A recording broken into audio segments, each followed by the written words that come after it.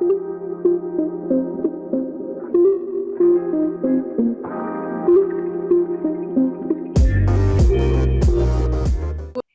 obrigada, boa noite. Um agradecimento especial ao André pelo convite. É com todo o gosto que estou a participar neste debate. Queria já esclarecer que não conheço com detalhe o Barreiro, ainda que conheça enquanto, enfim, estudiosa das questões de ordenamento, conheço bem toda a área metropolitana. De qualquer modo, eu não me vou centrar em detalhe em aspectos muito particulares e vou fazer uma leitura de fora para dentro, digamos assim, ligado a este território posicionado no contexto da área metropolitana. Como eu tenho pouco tempo, eu tinha aqui 3 tópicos, vou reduzi-lo a 2 e depois, se vier a propósito, mais tarde poderei acrescentar aquilo que eu também tinha aqui para referir e que era um contexto mais alargado, decorrente das orientações que atualmente estão nas agendas ao nível da União Europeia e que são importantes em termos de ordenamento do território. Bom, mas para já vamos partir do território do Barreiro, já foi aqui referido algumas das suas debilidades atuais. Eu iria talvez enfatizar 3 aspectos importantes. Portanto, estamos a falar de um município com passado industrial de projeção nacional e que a desativação dessa indústria pesada deixou marcas que persistem até hoje no território, onde eu destacaria o grande brownfield, enfim, toda a grande área industrial, que é um passivo territorial pesado no município e que teve reflexos, naturalmente este esvaziamento em termos de atividade económica, que não foi recuperada, teve repercussões de perda demográfica, da atividade económica, degradação do edificado, de um crescimento progressivo do edificado sem usos, que também já foi aqui referido e que é muito importante enfatizar, sobretudo a pensar no futuro. Também me parece que é interessante chamar a atenção que as recentes transformações que ocorreram nas acessibilidades na Península de Setúbal penalizaram a cidade do Barreiro e a área industrial da Quimiparque, que ficou, entre aspas, marginalizada, entenda-se aqui o marginalizada no contexto da Península, face pelo menos a outras áreas, nomeadamente de Coina, muito mais recentradas na Península de Setúbal. Ora, também não podemos esquecer, como eu já disse, que o Barreiro está integrado na Península de Setúbal. A Península de Setúbal é essa que, enquanto sub-região da área metropolitana, tem nos últimos quadros comunitários e dos fundos estruturais sido penalizado na afetação dos mesmos fundos, outra componente importante aqui a sublinhar, e eventualmente o Barreiro é dos municípios que tem tido maior penalização, que importa também ter aqui presente para, obviamente, esta situação ser ultrapassada no futuro. Também queria chamar aqui a atenção de um ponto, e vão perceber, porque eu vou retomar isto no ponto 2, tem a ver como é que o território, quer no contexto municipal, quer no contexto da área metropolitana, tem tido em termos de orientações de ordenamento do território.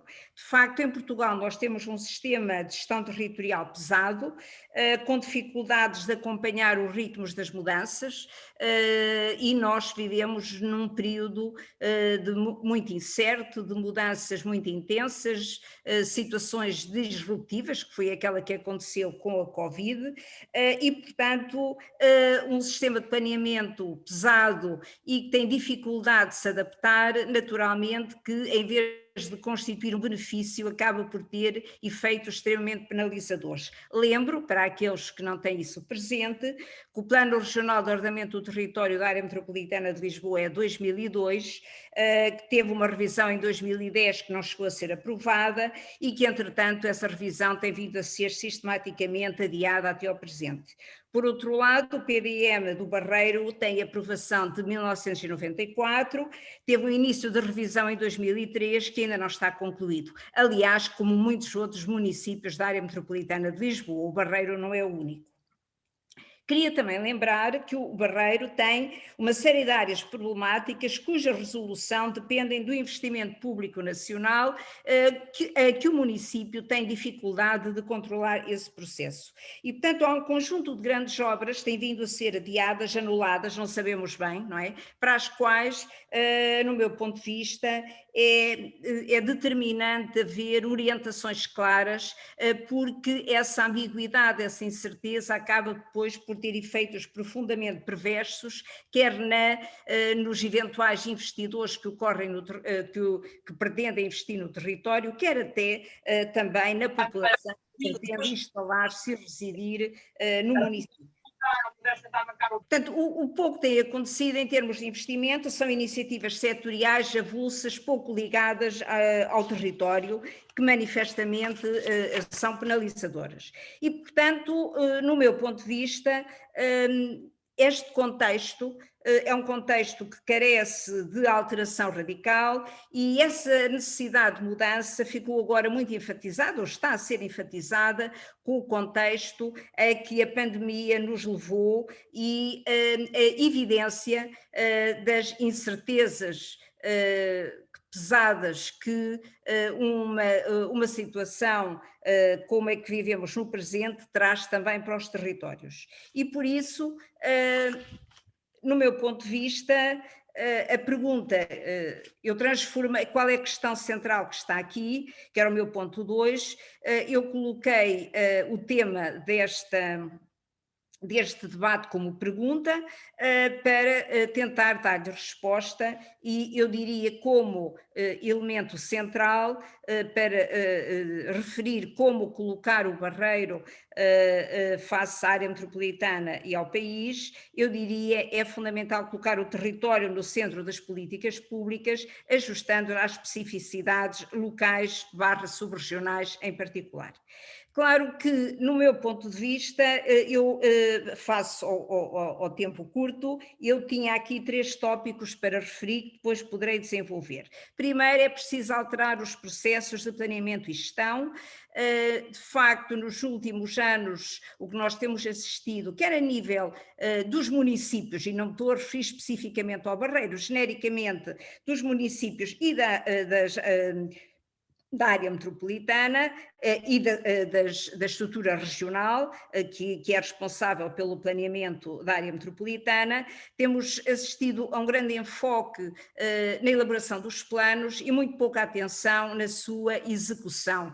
Portanto, essa componente, no meu ponto de vista, tem que mudar e eu diria que é fundamental, numa fase que daqui para a frente devia ser diferente, o primeiro enfoque era favorecer o planeamento colaborativo, onde deverão ser envolvidos os vários interlocutores do território, já vou falar dos vários atores do território, da população organizada, para participar neste processo colaborativo de planeamento, mas não é apenas fazer planos, e isso é importante, já vou falar do projeto territorial que deve estar associado a esse plano, mas é sobretudo, e é aquilo que até agora temos sabido fazer pouco, genericamente no país, é fazer acontecer. O que é que eu quero dizer com isto?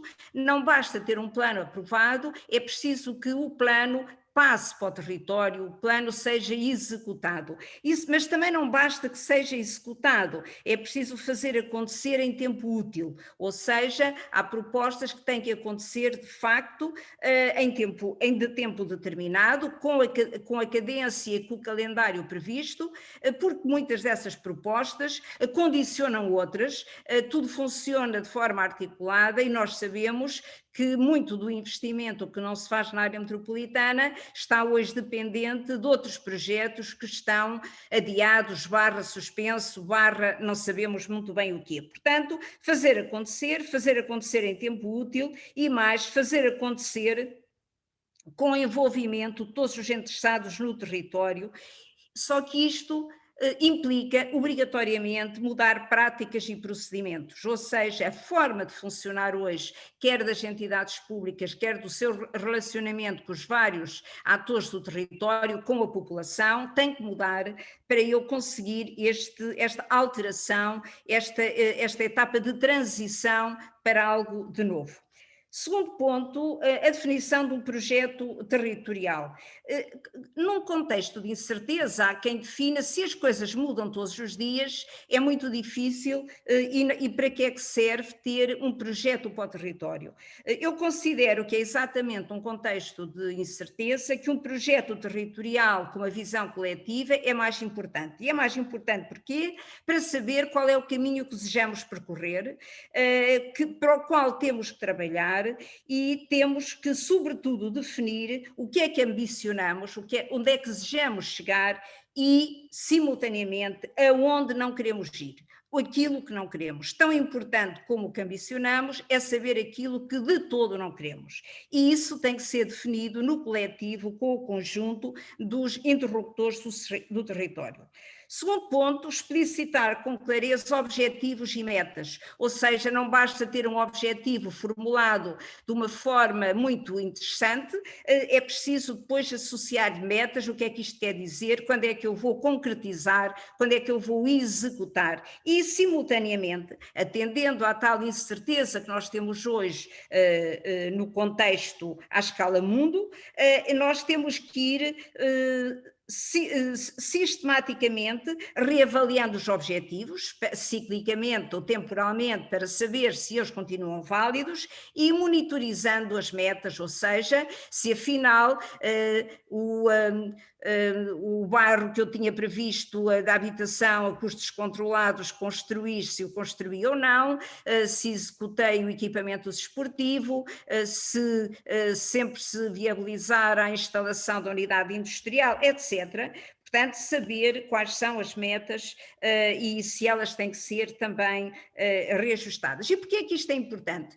Porque quando eu obtenho os resultados e eu os divulgo, eles são mobilizadores da população, dos stakeholders que estão envolvidos na concretização deste projeto. Portanto, o eu obter resultados é em si mesmo um elemento mobilizador e, portanto, nós em Portugal temos muita ideia que fazer uma avaliação é uma coisa má. Porquê? Porque vão descobrir que nós não cumprimos tudo o que tínhamos prometido e, portanto, vão-nos chatear, passa a expressão, ou vão-nos castigar.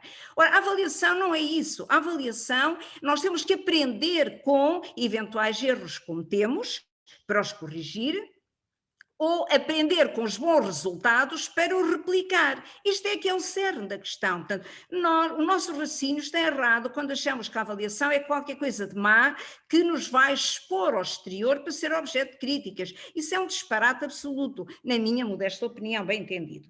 Depois temos que definir também, e isso é outro elemento importante, mais uma vez mobilizador, projetos âncora que venham dar corpo a esta visão territorial. Estes projetos âncora, eu gostaria aqui de enfatizar duas componentes, a componente da natureza e a componente da dimensão. A natureza deve hoje privilegiar, já não estou a falar dos projetos dos anos 90, que eram balizados por três palavras, que era competitividade, competitividade, competitividade, não, temos que nos preocupar com os conceitos que são hoje dominantes para a definição das políticas, a descarbonização, a eficiência energética, as questões da biodiversidade, etc, etc.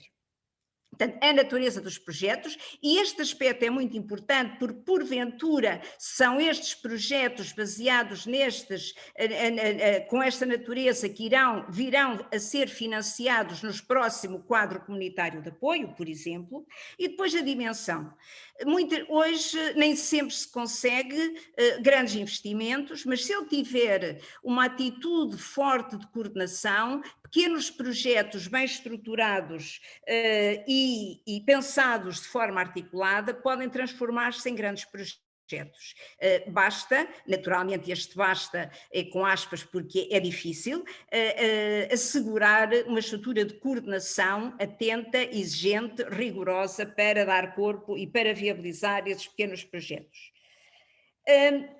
Claro que, para concluir, para eu conseguir fazer isto, eu preciso também de passar para uma nova forma de governabilidade dos territórios, enfim, e vou usar o termo que atualmente é muito utilizado, da governança territorial, que incorpora não só as entidades públicas, mas outros stakeholders do território e a sociedade civil. Sociedade civil com privilegiadamente organizada, estruturada em associações, aos vários níveis. Eu posso ter aqui estruturas desde a base local, a partir dos bairros, das comunidades locais, até estruturas ao nível da cidade, do município. Portanto, estamos a falar aqui de níveis muito diversificados e de estruturas mais setorializadas e estruturas mais territorializadas. Para isto, no meu ponto de vista, isto exige uma liderança municipal forte. O que é que isto quer dizer? Uma governança territorial deve ter uma liderança municipal, não tenho dúvida quando estamos a falar de municípios e de projetos municipais, uma liderança que tenha duas capacidades: por um lado, de ser mobilizadora, de conseguir envolver os vários stakeholders e conseguir, naturalmente, dentro da dificuldade que é, à partida, conciliar interesses divergentes, porque a governança não faz milagres, é evidente que nós temos muitos atores do território com interesses divergentes, sabemos isso, mas tudo é possível fazer, noutros países faz, portanto nós também temos que saber fazer isso, portanto temos que conseguir dirimir diferenças e conseguir definir compromissos. Eu não estou a falar de consenso, estou a falar de compromissos onde todas as partes tenham valor acrescentado relativamente àquela solução. E isso é que é o grande pedra de toque. Para isto, claro que temos que mudar a forma de funcionar dos nossos órgãos municipais, nomeadamente as nossas estruturas, que não estão preparadas para este planeamento colaborativo, para este planeamento negocial, etc. Para ainda chamar a atenção a importância do envolvimento da população. Claro que o envolvimento da população é exigente, já aqui se falou há pouco, as pessoas têm que se sentir parte ativa e útil nos processos de decisão, portanto temos que dar margem de manobra, temos que muitos desses processos numa fase inicial podem demorar a arrancar, mas quando eles funcionam em pleno, indiscutivelmente trazem mais-valias e, sobretudo, incorporam o interesse geral nas tomadas de decisão. E esse é um ponto, no meu ponto de vista, fundamental. Para concluir, a pandemia, não vou entrar na pandemia, falar dela, mas há aqui dois pontos que me parecem interessantes. A pandemia já deu mostras, mesmo em Portugal, que conseguiu, perante uma situação de incerteza, cooperações institucionais, algumas importantes, e dinâmicas locais relevantes.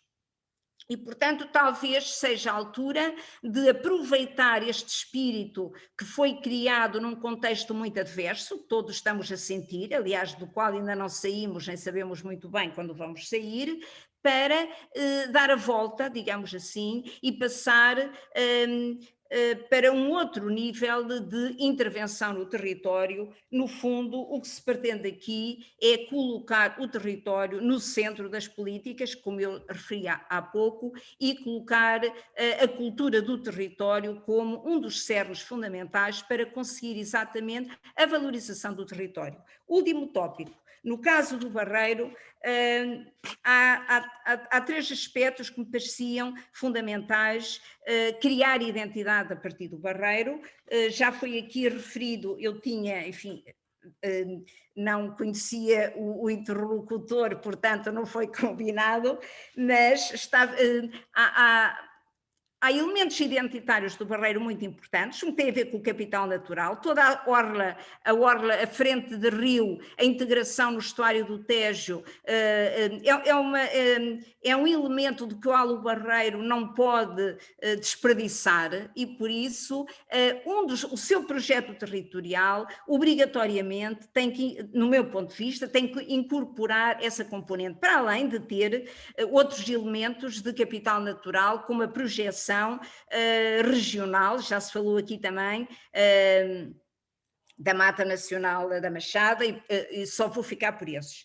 Segundo ponto, a regeneração urbana, incorporando residencialidade, vivência urbana a toda a área do município, maioritária, aquela que está profundamente degradada e que necessariamente tem que ser alterada, sob pena, no meu ponto de vista, do Barreiro continuar em perda populacional. E deixo para o fim o mais difícil, e o mais difícil porque, no meu ponto de vista, o conseguir trazer atividade económica relevante para o Barreiro depende de um conjunto de decisões que estão, enfim, estão no limbo. Não é? Por exemplo, toda a ação de regeneração urbana, sim, dos terrenos da Quimiparque e áreas envolventes, o plano de urbanização está parado há mais de 6 anos, depois de um parecer negativo. O que é que acontece com essa situação? Portanto, tem que haver um plano B, tem que haver uma alternativa, e outros exemplos que eu poderia dar, mas já passei o tempo, por isso não vou concluir. Peço desculpa pelo abuso do tempo. Muito obrigada.